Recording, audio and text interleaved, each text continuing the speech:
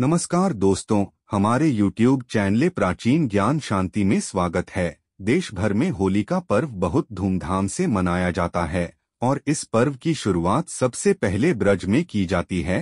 होली खेलने से पहले होलिका दहन किया जाता है। होलिका दहन में राजा हिरण्यकश्यप और भक्त प्रहलाद की कथा सुनने को मिलती और होलिका को खलनायिका के रूप में प्रस्तुत किया जाता है। लेकिन पौराणिक कथा मिलती है जिसमें वह एक बेबस प्रेमिका होती है जो अपने प्रिय इलोजी को बचाने के लिए मौत को गले लगा लेती है। आइए जानते हैं होलिका की अधूरी प्रेम कहानी के बारे में, जो होलिका दहन पर स्वाहा हो गई। होलिका राजा हिरण्यकश्यप की बहन थी जिसका विवाह इलोजी से तय हुआ था और दोनों एक दूसरे से काफी प्रेम करते थे।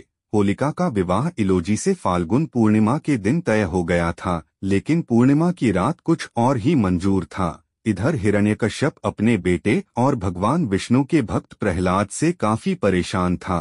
राजा ने अपने बेटे को काफी समझाने का प्रयास किया और अलग अलग तरीके अपनाए, लेकिन उसे हर बार नाकामी ही मिली।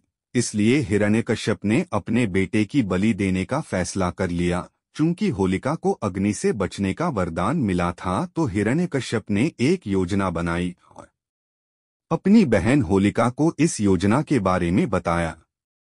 योजना के अनुसार होलिका को दुशाला के साथ अपने भतीजे प्रहलाद को लेकर हवन कुंड में बैठना था, जिससे हिरण्यकश्यप को प्रहलाद से मुक्ति मिल जाएगी। इस योजना पर होलिका ने मना कर दिया और बार बार कहने पर भी होलिका नहीं मानी। तब हिरण्यकश्यप ने विवाह में बाधा और इलोजी को जान से मारने की धमकी दी।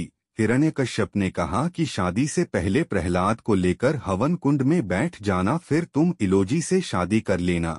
बेबस होकर होलिका ने अपने भाई बात स्वीकार कर ली और प्रहलाद को लेकर शादी वाले दिन ही यानी पूर्णिमा तिथि को हवन कुंड में बैठने की योजना बनाई। इलोजी को इस बारे में कुछ भी पता नहीं था और वह पूर्णिमा की रात बारात लेकर आ रहा था।